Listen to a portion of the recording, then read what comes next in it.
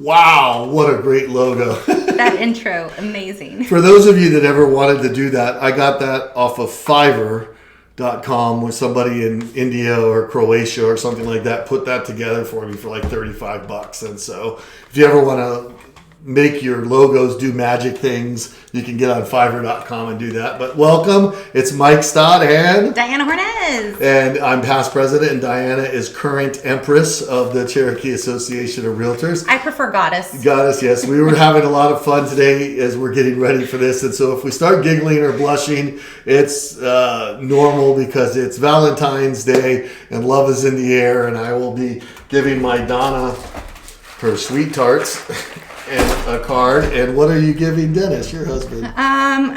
He has the gift of me all year round. Okay, so she's cheap, but I'm pretty cheap with the sweet tarts also. So we're going to be reporting on January stats. Here it is February 2025. And as always, I gather these stats from First Multiple Listing Service. And if agents don't put in the data by the 3rd of the month, it's not included in the stats. So if you were looking at this a week later or a week from now, you may have one or two different stats in there. Median price, if we look in January, the median price for sales was $500,000 again. And that represents, 2.72% increase over what was last year. But you can see we've been hovering, around the 480 to 500 mark for about 7 or 8 months now. And when we look and see what's under contract, I think we're going to be at 500,000 now moving forward, which is just a number, but it is a fairly strong number when we tell people that the median price now in Cherokee County is about 500,000. Number of sales, 201 sales closed in January 2025. If you look back, this is pre-COVID. We had about 20% more pre-COVID. To get back, we had to go back to the deadly slow years of 2011, 12, and 13 before we saw a number that low. I think next month we'll see a little bit of higher, but we're not going to see 300 next month unless we're lucky. This represents a 36% drop over the average from last year, but if you look, it's about a 5% drop from January of last year. And you can see if you charted this out, you would have, January, February, March, April, May, June, July, August, and come back down again. Looking at what's actually going on, this again was done the 3rd of November. We had 734 detached homes and 124 attached homes on the market. 90 of them, 11%, 1 out of every 9 basically, was asking over $1 million. Only 11 over $1 million closed in January. It's always our lowest month. But there's 27 under contract over $1 million pending closing. So if we look, we got the median price is $556 is the asking price. Average price is $707,000. This one listing at $6.7 million sort of skews the average price. That's why we like to use the median price. Under contract, it's either right at 500, 499, 600, or 525. So if half of these close, together we have 320. It's going to be somewhere around 505, 508 in terms of what we'll see closing in the next month or 2 months. And then we closed. It says 183 here. We actually closed a few more because I looked at the numbers. I did these on the 3rd, and then I did the other one on the 8th, and people had put that in.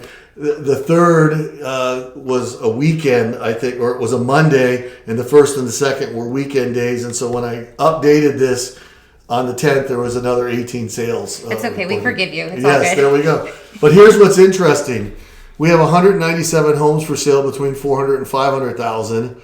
132 homes from 300 to 400,000, and 23 homes at 300,000 or below. 2 of those 23 are modular homes. 2 are on Army Corps of Engineer land. 9 are self-identified as needing major work. And when a real estate agent says, don't go on the property, don't walk on the back deck, or needs TLC, it needs a lot of work. 6 are attached houses, which may or may not be moved in. They're townhouses. There's nothing wrong with buying a townhouse. My first 2 houses were townhouses, in fact, that I owned. And 4 I could identify as move-in ready, meaning they'd only do minor cosmetic things to fix it up. So 4 homes. You have a buyer that's looking under 400,000. There's 155 homes that they might look at. By the time you start narrowing down for acreage or bedrooms or baths or square footage, you'll see a lot of things, a lot fewer. And at our median price of 500,000, there's really only under 450 for sale out of the market. And so it's a interesting market that we're in, but this may be our new normal. Some of us saw interest rates tick down just a little, but they're still hovering 6.75% or so. And the Feds have indicated no other cuts for the rest of this year. I think we're going to see interest rates in the high 6s, low 7s throughout this whole year. Yeah, I think that's our new norm. Yeah. Although, I'm just guessing and I could be wrong. Who knows? We've had a lot going on at the highest level of government in the United States. Yes, we have. For those visuals, you can see what's happened in the last 15 years. And, these 2 years where we basically grew at 16 to 18% a year. And then I think what we're going to see moving forward is a more gradual appreciation line, but it's still going to continue to go up. Laws of supply and demand. With people that want to buy, we have a limited demand.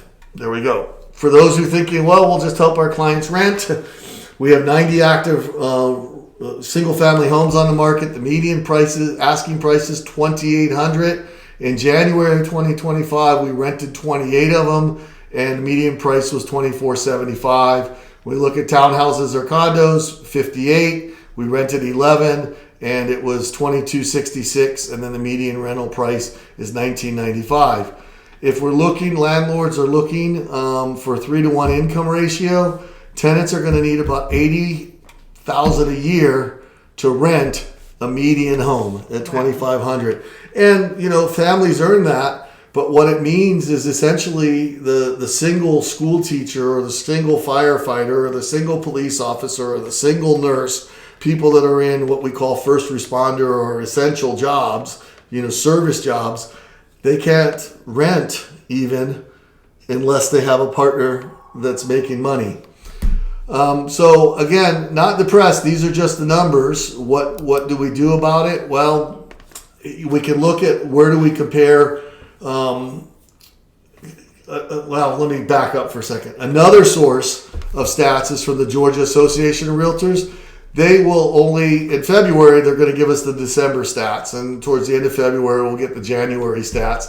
But you can look, they give us some different numbers that you may or may not find useful for your clients. Number of new listings was up dramatically. Through the whole year, it was up about 15%. I'm just going to use the year-to-date figures. Pending sales was up 2%. Closed sales was basically the same for Cherokee County. Days on market until sell went up 39. But in December, that was year-to-date, but if you look in December, it was 53 days on the market. So we're approaching 2 months on the market for your average time on market. So how do you use that? When you're listing your property, you might tell somebody, we're going to check in and I'm going to essentially do another appointment with you at 1 month and 2 months and see what the market's done and whether we need to do a price adjustment or what's going on with your particular home. $475,000 median price, average sales price $541. List price to sales price ratio was 98.6. It was 98.1% in December. As the number gets lower, because historically it averages about 96% if you look over the last 20 years. Those of you that do production and get 99% list price to sales price when the board's average is 96%, you might be able to use that. If your average list price to sales price ratio, let's say it's 1% higher, 99.1%, you might be able to use that in something with language like this. Diana, if you don't list with me, what I'm afraid of is you might list with an agent that's average or even below average. Ooh. Okay, and if they're below average, can you afford to give away 2 or 3% of the value of your home? Nope, sure can't. just a little listing tip. And, again, if I was competing against Diana, we are not with the same company. We don't work together. If she has 10 listings and I have 0, she's not going to give me 2 or 3. Nope. It's boy, I love the way she says it. Sucks to be you, Mike. Sucks. Okay, but what I would say if I was on a listing appointment against her, not against her, she was competing with me. I would say, hey, look, you have 2 great choices. You can't go wrong with either picking me or Diana. Now, I want you to pick me because of this, and this. But Diana, so we'll never talk each other down. No. I will always tell people that are, realtor members that, hey, they're great choices. They work for good companies. We always talk and be positive light with it. Townhouses and condos. Whoops. Wow, we're going crazy. Hey, there we go. New mouse. You can see the numbers there. Median sales price is right around $400,000. And, oftentimes when the townhouse, if you have the HOA fees that are higher, it can cost as much per month as the single family house. And list price to sales price ratio, you can see it's almost 100%, 99 or 99.4%. One of the things to watch as we move forward is months of remaining inventory. It went up, and it went up dramatically with the townhouses or condos.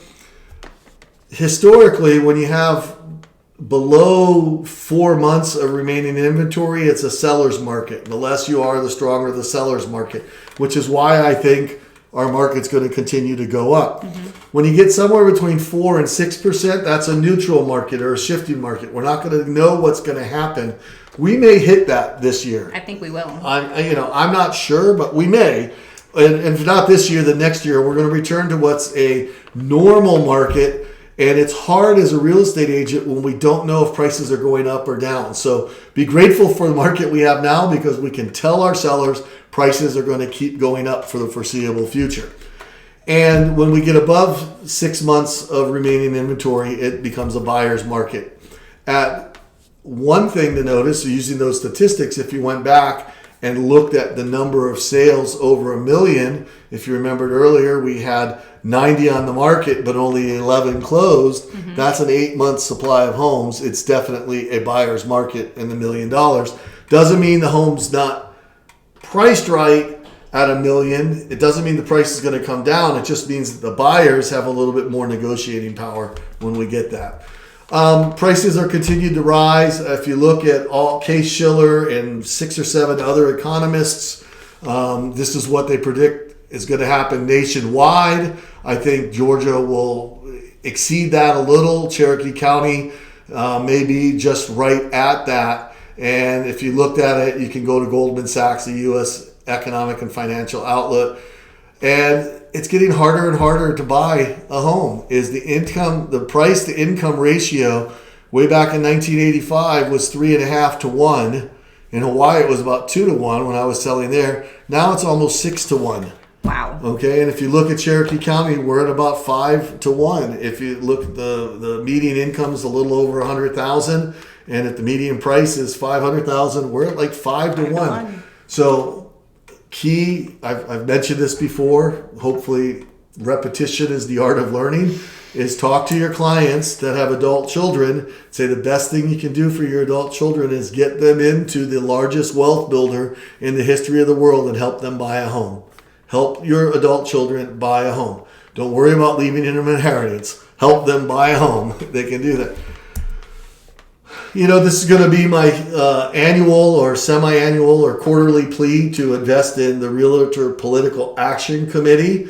As past president and an RPAC person for our board, and Diana as current president, and Kathy Sheehan as being the RPAC chair, we would love for you to get involved at the $99 club level, the $250 to $500, or the Sterling R level at $1,000. It really helps. It's a voluntary investment, but we do a lot of work. I happen to be on the state legislative committee this year, and the big tort reform bill that's being pushed out there could save every one of your clients money by making it cheaper to run an HOA or have a community.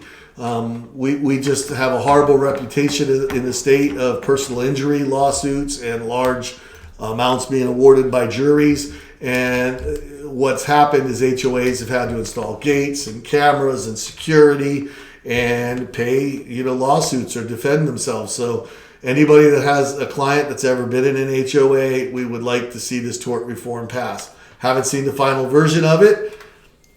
Moving forward, we would love, please let us know if you know a local politician in one of our 6 cities or the council members of Cherokee County, or if you can go to local council and commissioners meetings. We need to establish and strengthen our relationships that we have with these politicians so that we can help protect private property rights. Yeah, we're advocates for our community, so we have to get out there and hear what's going on, what kind of laws are they making, what kind of things are they passing that directly affect us and our clients. So if you know of anything, if you happen to see a city council or commission agenda and you're like, I'm not sure what this is, forward it over to us at the association and we will make sure that we're there. Last night I was at a Canton City Council meeting. They're proposing 2 subdivisions up there and in the River Green area, Knox Bridge area. And so I was there to hear what was needing to be said and hear the public hearing and see how the city council thought about it. And that stuff directly affects us. So not only just me and Mike attend these things, but y'all attend these things as well. Be involved in your community, know what's going on, and we'll be a better realtors for our clients and better for our community as well. Perfect. And Diana and I both, just an aside since we're here, we attended a Veterans Homeless Coalition meeting on Tuesday. Was it Tuesday? Wednesday. And if you know of a client, you have a client that's having trouble with their mortgage payment or with the rent payment and they were a veteran, contact us let us know, or the Cherokee Veterans Housing Homeless Coalition. They have money and they have resources to help veterans stay in houses and stop them from being homeless. And I was extremely impressed by their dedication, by their commitment, and by their caring for this segment of our population. And last, if you disagree with anything we've said, contact me. If you agree, tell Diana. Contact Diana and tell her she's great. You guys are wonderful. We're here to answer questions, help you, and serve our communities. Thanks.